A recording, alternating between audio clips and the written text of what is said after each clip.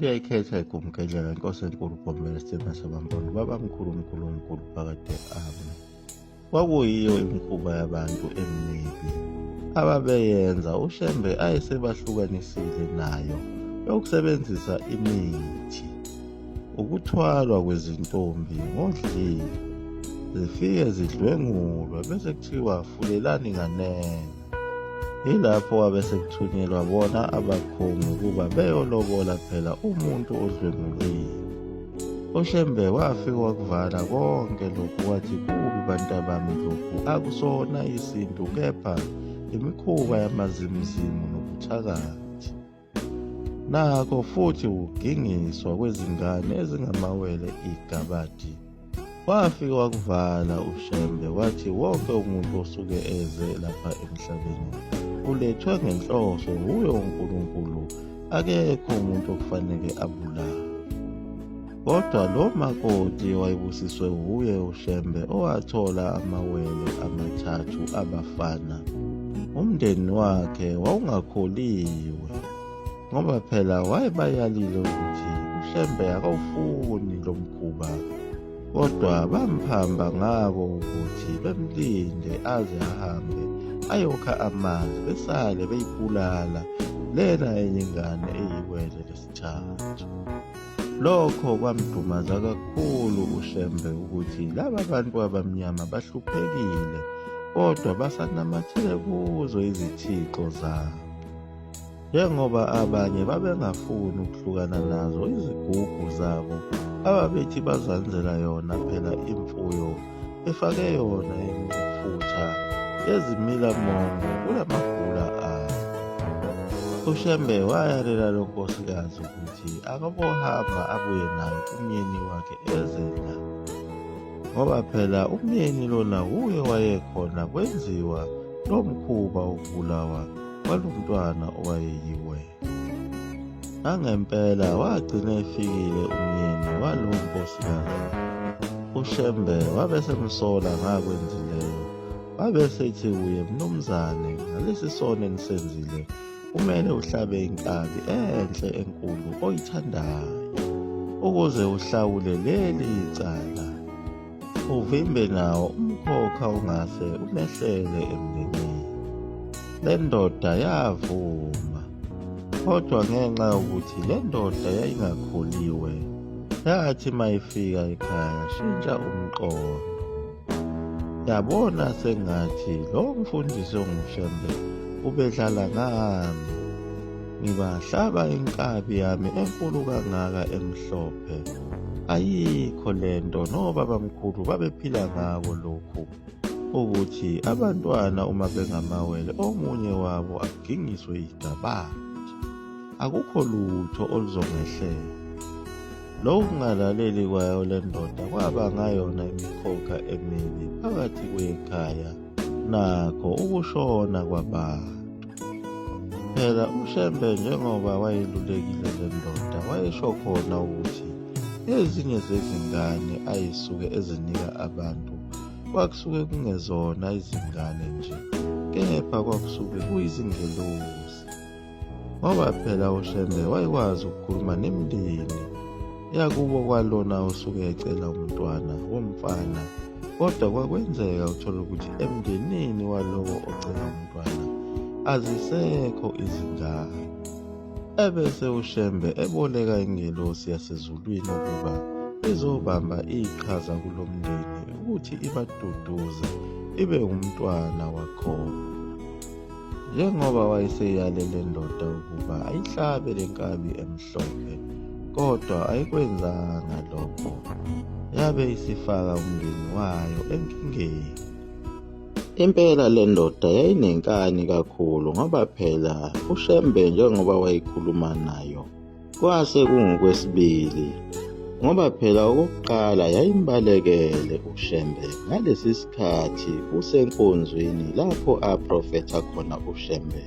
Kukhona nayo inkosi uSonia Simyeni ethi, bantabami, kunendoda lapha eyacela abantwana abathathu babafana.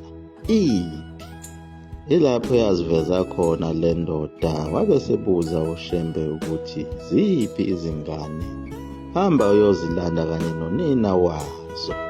Lezi zingane le ndoda phela yayizicele khona ekuphakameni, yathi icela izingane zabafana ezintathu eziyofika kanye kanye emhlabeni. Asazi noma le ndoda yayiqonde ukulinga yena yini uShembe ifuna ukukhombisa abantu ukuthi ayikho lento yalo mfundisi, unamanga ukuthi usuka ezulwini.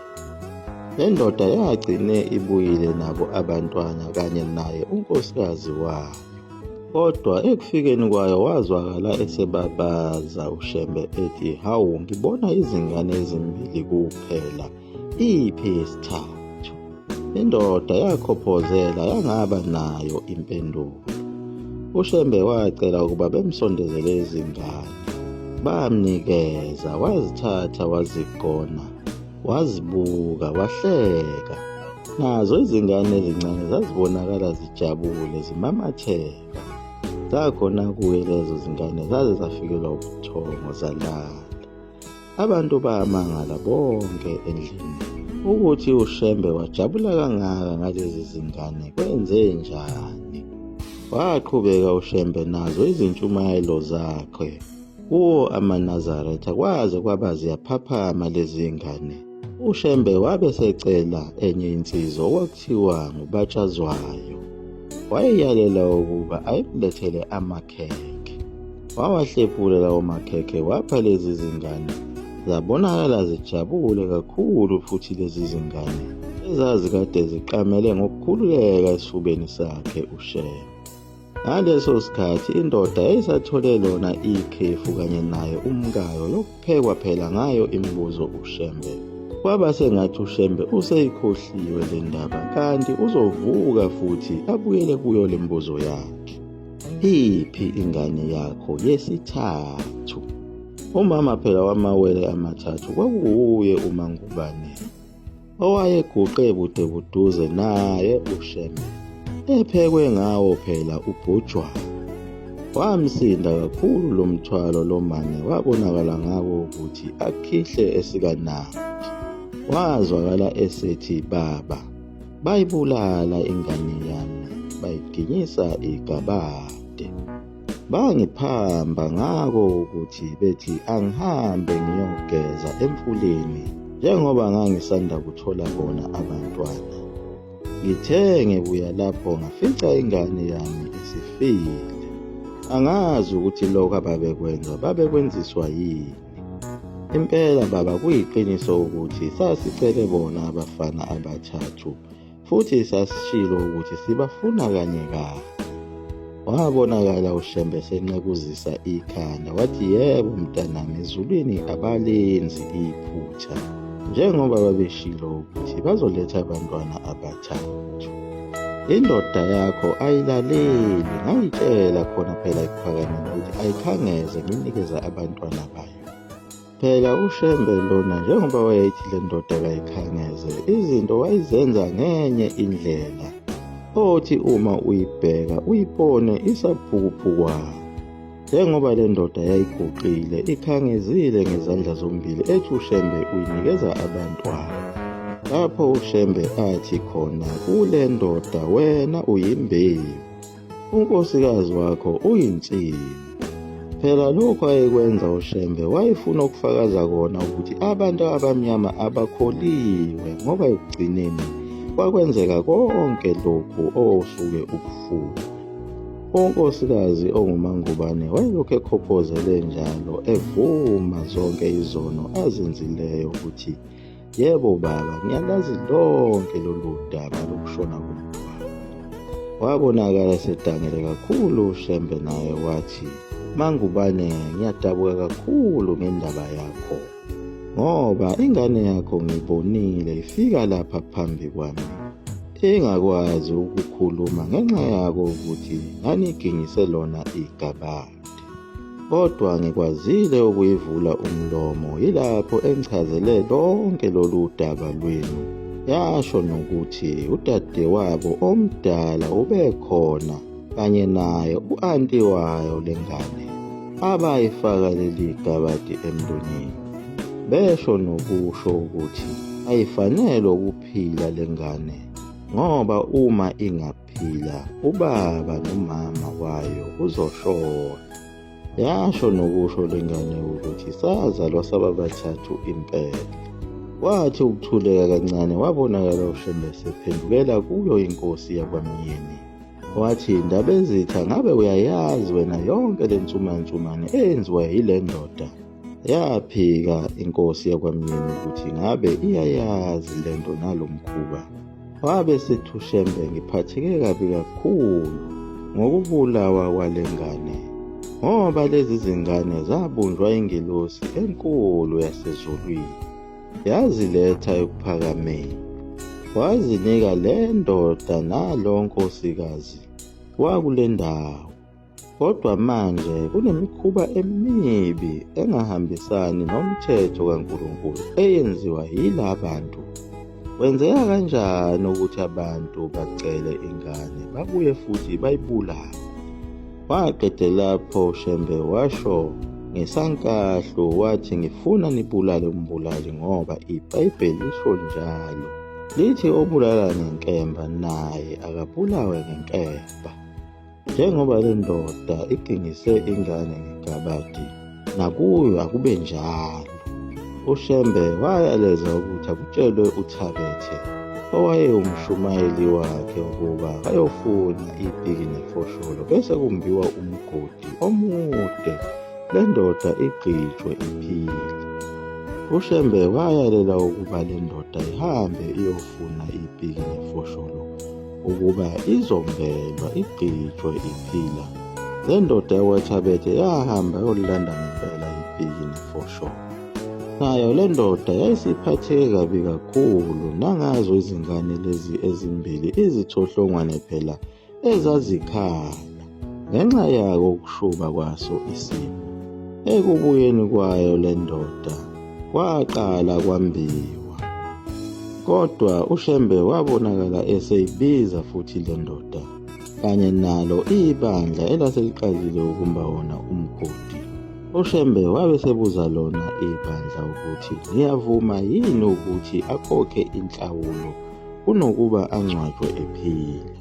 Ibandla ngenxa yawo ukuthi le ndoda labe idabukela kakhulu lavuma ngokushesha ukuba le ndoda ikhiphe inhlawulo. uShembe wabe seyalela le ndoda ukuba kumele ikhiphe inhlawulo yenkomo. unkosikazi ekhiphe inhlawulo yayo imali openi abathathu. Masinyane inkosikazi ishelele ibheke ekhaya yabuya nawo umnikelo wenhlawulo openi abathathu. Yafike yaguqa phambi kwakhe uShembe, yawubeka phambi kukaShembe, kodwa uShembe wathi, hamba uyobeka phambi kwejaji. Ijaji phela lelo wayesho yona inkosi uMyeni.